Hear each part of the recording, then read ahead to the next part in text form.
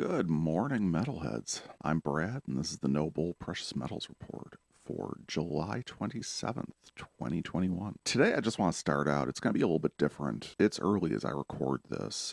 It's about 9:23, and the market isn't doing anything too crazy. In fact, the equities market isn't open, so we're only looking at the futures and pre-market trading and things like that. We have a bunch of stuff that we're expecting to actually show up today, but for the most part, everyone's just kind of holding their breath. Metals, especially the big precious metals, gold and silver, are really just hanging out, waiting for the FOMC tomorrow and Powell's remarks. Let's just take a second and consider that, because this is something that's incredibly interesting about the times that we exist in, and how everything within the economy is going. I mean, we have to picture this, that a multi-billion-dollar per day market is being largely paralyzed while waiting for news from the Fed chairman. It's something that traditionally I've been in this for a number of years, and so it's nothing new. But when the Fed chairman speaks, generally there's always some hesitancy around the market. No one wants to make too many moves, anything like that. And when I mention the market, I'm meaning the larger market of equities and debt and metals and futures and all of that other thing all rolled in. However, in the times that we live in today, we're seeing pretty much almost paralysis that occurs. We've got this uncertainty surrounding inflation, interest rates. What exactly is happening? And there are so many fingers on the scale. There's a lot of different unintended consequences and effects that surround all of this. So we wind up in this whole entire situation of just waiting on one man and his merry band of bankers to speak. We really need to kind of understand this, but it provides a good opportunity for me in terms of education and providing context and just the foundation of what we're doing with metals, precious metals, to spend a day like today instead of going into the markets and just drawing lines on oscillating charts, things like that are basically moving sideways. It allows me to dive a little bit deeper into certain things that really you might not be aware of, that just provides context and a lot of foundation to what we're doing. So I'm still going to cover really the top hits, go through everything. But at the same point, we're going to take a little bit of a deeper dive into some areas of charts and the dashboard that I really don't cover that often, but I think provide some valuable information and that I actually use quite often. I just don't waste time on it during these broadcasts. So without any further ado, let's jump in.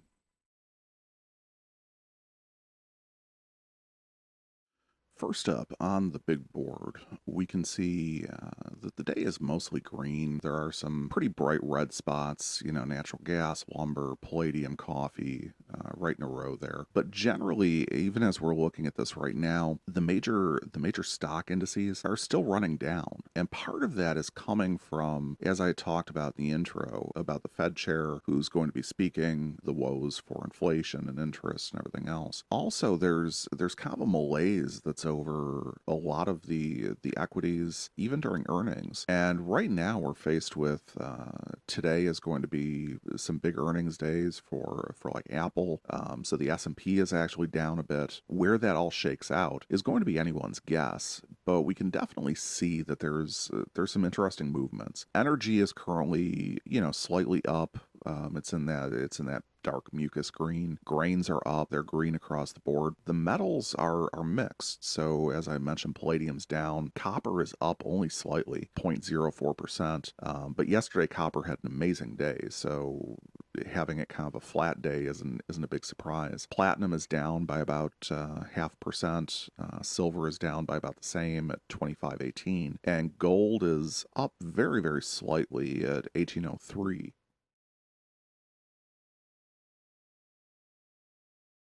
Looking at the economic reports, we've got a couple of them coming in today. The first one is going to be that durable goods orders.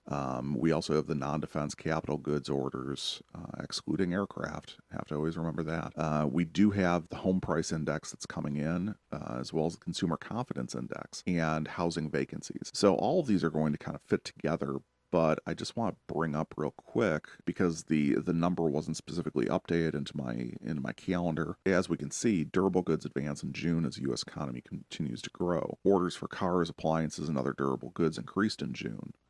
That's good. New orders for products meant to last at least 3 years increased 0.8% to a seasonally adjusted 257.6 billion in June as compared with May. The Wall Street Journal had estimated a 2% gain. Orders increased 3.2% in May from the prior month, and slightly better reading than the previous estimate of 2.3%. So demand for durable goods has increased in 13 of the last 14 months. That's all good. Now the challenge that we run into with this, and this is the downside, is it's very similar to if you watch the news and seeing when police report arrests. It's not a conviction, and this is kind of the same thing. This is only the entry level of the process. Demand has increased and orders have increased. However, we also need to look at the back end of the process. What is the delivery? How many of these orders are being satisfied? How many of them are being satisfied in the appropriate amount of time? How is the actual flow of goods going? Although that there is demand for something, that's always a great economic driver.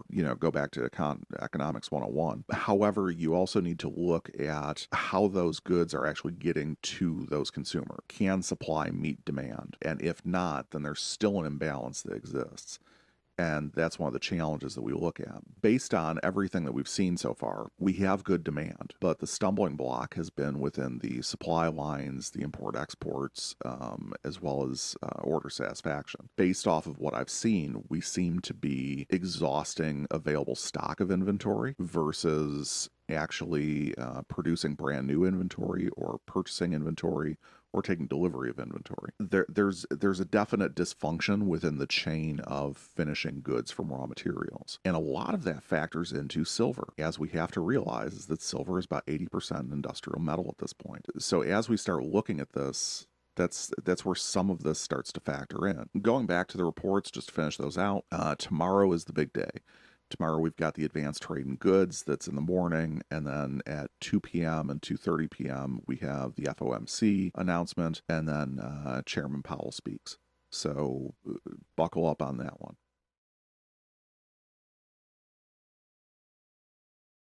So here we have our venerable 10-year Treasury rate, and I've made allusions to this many times, and I've had a chance to really sit down and ponder this, and just to kind of bring you into what the train of thought on this is generally there's a direct correlation between declining equities or economic uncertainty or interest, things that are generally negative within the market, and an increase in the Treasury rate, just as a natural flow, because the 10-year Treasury rate is the benchmark debt instrument of the U.S. government, essentially. It's really that longer term. It's not like the 30-year note or anything like that, but it's the benchmark for determining where interest lies. It sets a lot of the numbers that we expect, such as overnight lending, prime rates, things of that nature. Generally, when there's any type of uncertainty involved, the natural inclination and tendency is to basically rush into the safe harbor instrument of last resort, which is the 10-year Treasury rate. However, the thing that is really upsetting the apple cart at this point, and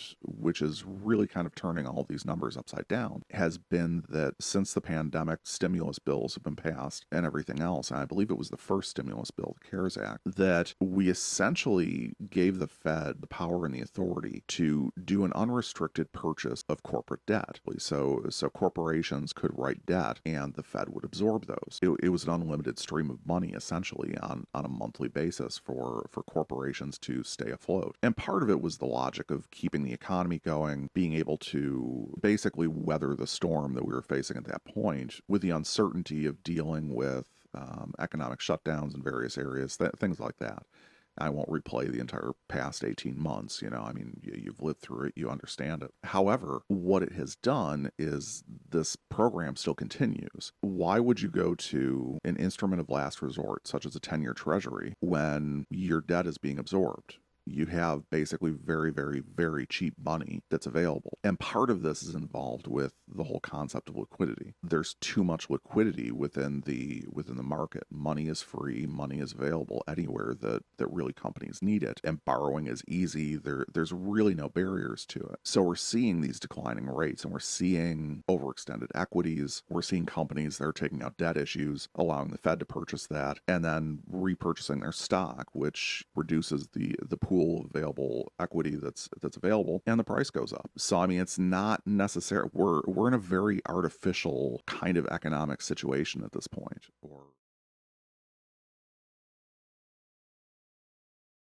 So looking at the silver market, we had from last Friday, we haven't moved significantly. And even as we look at this new 5-day VWAP, we can see there was a very slight increase as that basically this area right here took effect. I never draw good circles. I always miss where they're supposed to be. So we can see where this high point hit yesterday, and that shifted up the VWAP. So as we look at that, we can see, we started out higher during the day, and we're significantly below that. And even on the intraday, we have this mix, this split VWAP that goes between yesterday, today, and the 5-day. And essentially, we're just running this oscillating pattern here. We're not too far off of where we opened. We're at 25.24 right now. It's a 25.13 on the big board. On this, it's 25.18 when I froze the chart. You can see that we're just in that same range. We're not going up. We're not really going down. We're just kind of hanging out. And that's, the challenge.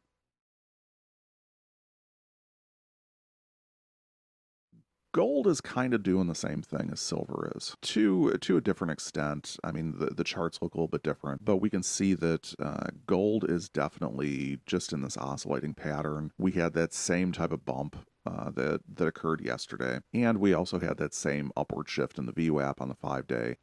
Everything is just kind of running laterally. It's just oscillating. It's just going sideways. There's just not a significant amount of desire to move it. I mean, we've shifted some, gone across a very narrow range of VWAP here. But even here, I mean, down below where it's 1796, and now we've kind of popped up against 1804. And when we're talking about, 1796 is down here, or even down here, 1794. We'll use that as an example. So we've got 1794 at this point right here, and up here is 1804. You would think that this is a huge range, but for gold being in this range, in the 1800 range, and you're really looking at a $10 movement that crosses all of the standard deviations, the VWAP, everything else, you're just not seeing a lot of concerted battles that are going on with how the market is or what the demand is or anything else. It's a very kind of apathetic market right now, which again is a very weird state for it to be in because of everything else that's going on around it.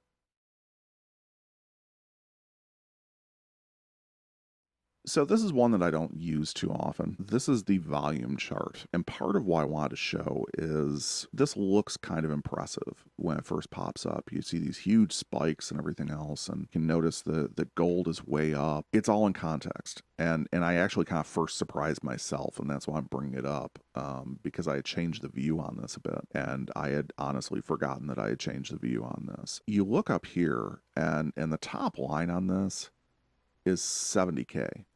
So, I mean, we're not running in these huge numbers. Gold to be trading at, we'll say 39.68 all the way up to 68.45. That's a low normal range. It's not a significant amount of volume. It's not a significant amount of push, anything else. And part of it, we have to realize that next month, August, is the contract that's currently being traded. And so there's not a lot of activity for trading on that. But what I want to do, let me pull off copper, and we can see just gold and silver and where they fall. Even if I pull off gold, we can see that silver, the biggest spike we had was on the 22nd, and that was 14,000 contracts. That is not big movement whatsoever. Moving down, we'll see the scatter graph. I'm going to pull off copper because this just shifts everything, and especially looking just at silver. So we've got a range from roughly plus 0.6 all the way down to negative 0.6. So we have kind of an equal distribution on both sides. sides. But we can see that the movement here, there isn't a lot that's focused in this, what I would call kind of the normal box, which is really down in this range right here. That's where you generally see a lot of the volume that occurs and indicates, that there's a decent balance. There's small movements, but they're not really making too much of a difference. And then you wind up with these outlying areas around here that really define, what the movements of silver are. Even as we start looking at something such as like this one right here, which moved the price 0.6% positively, it was 8,089 contracts. That's almost nothing in the grand scheme of things. We look at something like this, which is on the low side, it moved it a negative 0.6, and it was 4,300 contracts. There is no big battle that's waging. There's no bulls and bears like that iconic sculpture that's on Wall Street. It's just a very kind of a meh market. So we have to take that into account as to what we're talking about. I want to lead you through just some contextual information that really defines the market. And I want to show you over the last 5 days, this is the cumulative volume that's occurred across the entire metal sector. So I actually monitor, silver, gold, copper, platinum, and palladium, all 5 of the metals that are in the sector. And I like to see exactly how much they're trading on really a weekly basis. And we can see that gold is always number one. I mean, gold always has the most traded contracts, and for various reasons. We can see that over the last 5 days, that 453,000 contracts have been traded in gold. Now, mind you, within a contract trade, it doesn't mean this is actual gold that's being traded, because a contract is traded between 2 parties. Both of these parties are recorded, and they're not sorted out really until the next day. So as you start looking at just market data for contract volume, anything like that, you almost have to divide that by at least 2 in order to get to both parties of it. One's a buyer, one's a seller, things of that nature. So you start looking at that. It's an accurate, inaccurate number. I think that's the best way to kind of describe that. In terms of just raw value or volume or anything like that, it's perfectly accept for what I'm doing here. And what I'm showing, and just getting a general feel for what the market's doing. Let's pull gold off of this. We can see that there's a big differentiation between copper is now on top at 174,000 contracts, followed by silver at 101,000 contracts. This is kind of a normal spike right here, is that we see that copper and silver trade roughly equal on a weekly basis. So the 5-day value of this normally isn't too different. So to have this at, 73,000 contracts difference, especially with copper on top like that, is definitely something. And it's not showing that copper is specifically strong. It's just showing that silver is specifically not trading really well this week. So that's something to just keep in mind. And then, of course, we get to the bottom, pulling silver and copper off, and we get to platinum, which traded 43,000 contracts, and palladium, which traded, 5,100 contracts. So this isn't a significant amount of material that's moving across these markets at all. And that's something to keep in context as you start looking at these prices. Because it's very easy when you're seeing something like the big board and you look at just, 5 boxes, that you tend to relatively believe that they're equal to each other, and they're not. Let's look at how much they traded in dollars. So what I've done is I converted all of the volumes at a given moment, and I converted that with each of their spot prices at those same moments. You have this moving relative value. So if silver went up during the week, that's the value that's used. So I was doing this on a momentary basis as I calculate these. So what we can see is that, again, gold sits on top. We traded $81 billion worth of gold, and it's head and shoulders above the rest. So if we pull that off, we can see copper. Copper, we traded, $20 billion. Silver, we traded $12 billion. And again, we get to this point early on in the week, like we remember from the last one. We get to this point, and you can see that silver was actually trading above copper. And then there was this inflection point where copper all of a sudden took the lead, moved over, and then, just started jumping up. And we can definitely see the increase in value as copper had a great day yesterday. But even as we start looking at this, we pull off silver, we pull off copper, and we look at how much is actually being traded in platinum and palladium. platinum still has a respectable 2.3 billion, and palladium was at 1.3 billion. So the values are still there, just really not the volumes. But the other interesting thing to really put this in context in a different way is this is a chart that I look at, I find humor in, because what I've done is I've converted all of these to equal units. All of the contracts that get traded are at different quantities, different weights, such as, for example, copper is in pounds, silver is in ounces troy, gold is 100-ounce troy, platinum and palladium is similar. So one of the things that I've done is I did a conversion on these that moved them over all into standard pounds. All of the volume that we've looked at just moves everything over. And I think what's interesting about this is that you can see exactly how much material is being moved on the COMEX for, say, for example, copper. Copper over the last 5 days, there's been 4.37 billion pounds that has been traded back and forth. That's the representative value based off of volume. That's huge. And you can see that it just dominates the landscape of this entire chart. I mean, really, all of the others just kind of fit within that very narrow band at the bottom. So if we get rid of copper, we can actually somewhat begin to see some sort of a distribution. And the next one up is silver. And silver, we've traded 34.9 million pounds. So once we get rid of silver, we now get to gold. So we look at gold, we're at 3 million pounds. Gold has always been, if you remember the first two, in terms of contract volume as well as in terms of value, gold sits at top, but now gold is in third place. So if we remove gold, we get to platinum. And platinum, we can see 148,000 pounds. That's a lot of platinum, but still at the same point, it's just nothing compared to, the billions of pounds that we moved in copper over the same period. And then, of course, palladium we can finally see in some sort of a respectable manner, and that was only 35,000 pounds. So when we take all of these in context, you begin to realize that, looking at a chart such as this and seeing how everything is, we can see that gold, silver, and copper have this distribution and how they affect price. Or even up here with gold, copper, and silver, we can see, we have this tendency to treat them all equal, but they're definitely not equal.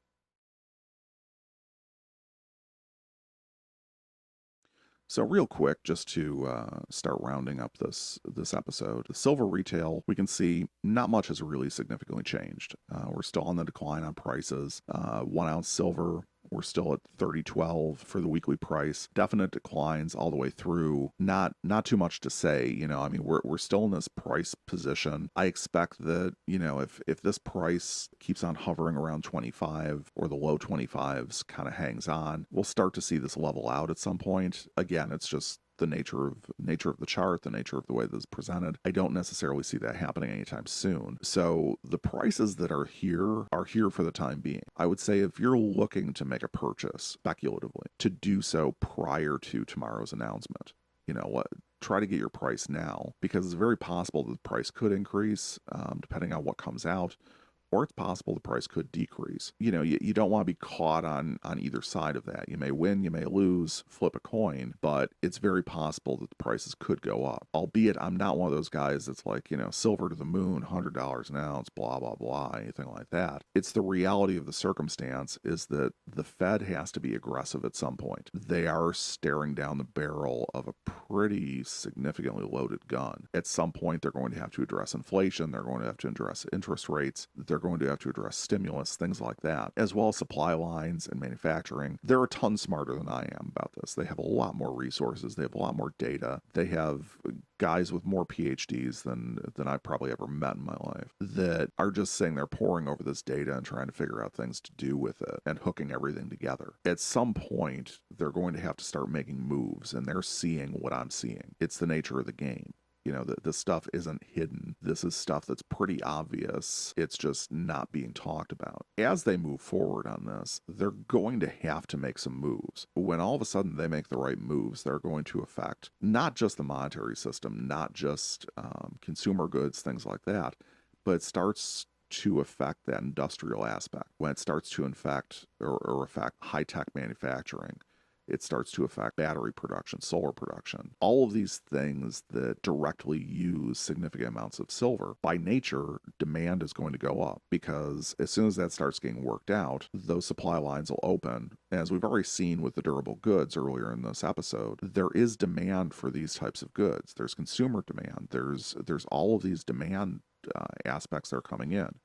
The problem isn't demand, the problem is production. So as soon as production can work itself out, that means that people will be ordering more silver, because it does go into the industrial aspects of things. Demand is going to put a strain on current levels of supply. By nature, that's going to drive a natural increase in price. When you factor in inflationary costs, that's also going to drive the base foundational cost involved. So the actual raw price is going to adjust upward just based on pure inflationary pressures. But then you add into it the actual demand pressures, and all of a sudden, $30 natural on spot with, if we keep this the same, if we keep this this ratio of premium the same on it, I mean, we'll be looking at $35, $36 generic silver. If you watch these shows or these episodes for any length of time, that's the way that this is built out. We have about a $5 upswing, $5.50 upswing on the generic to spot retail spot distribution. So as we start looking at that, that's perfectly acceptable. It's not outside the realm of possibility in a very short order. At the end of the day, that this is probably a pretty good time to buy. You could see legitimately on an ounce of generic silver, a $5, $6 return over the next few months. And that's not hyperbole. That's no bullshit. That's just the truth. That's the economics of it. That's the context.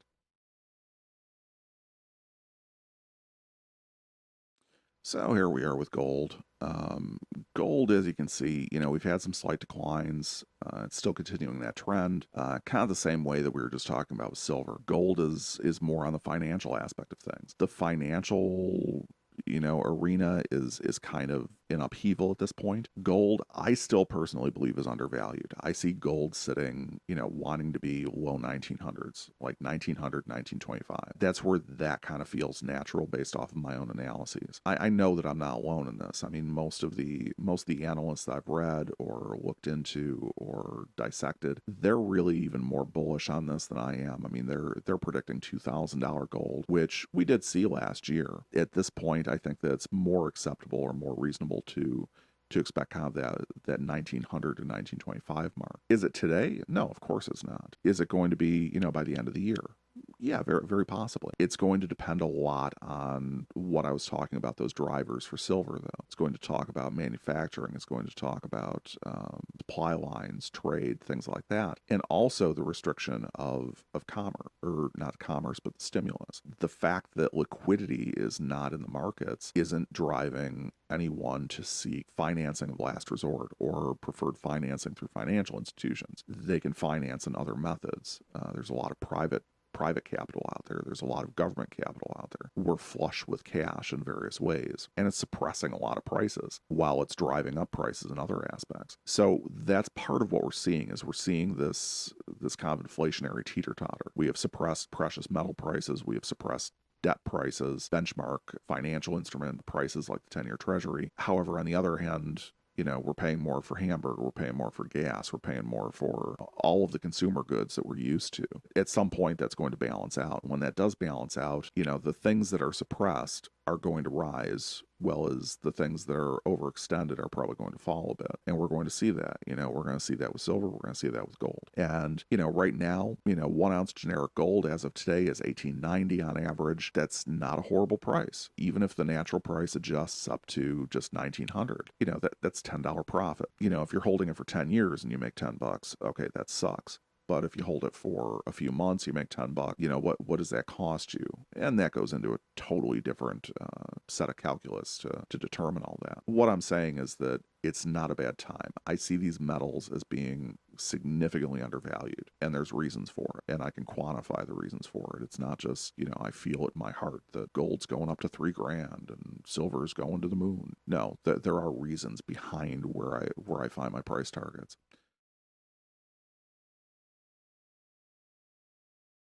So that's going to do it for today. Thanks for sticking around and joining in and doing everything else. If you enjoy what's going on, like, share, subscribe, all that good stuff. And also feel free to ask questions. I know that I'm covering a lot of pretty in-depth material here.